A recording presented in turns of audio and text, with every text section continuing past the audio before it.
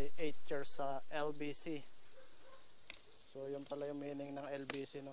Yeah. Luzon Brokerage Company. Kala ko late but coming, yun ang alam ko eh. Pero mabilis na ngayon, may rush na kami. May rush na. Yes. LBC. Late but coming. Nakakarating naman. Ay, nakakarating naman. Salamat. God bless. Kuya. Ay, helmet pala. Okay. Salamat. Salamat.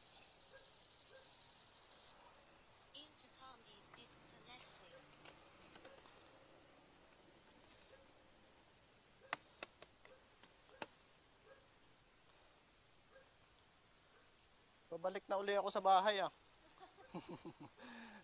Pabalik. Para uwi na ako Thank you, ma'am.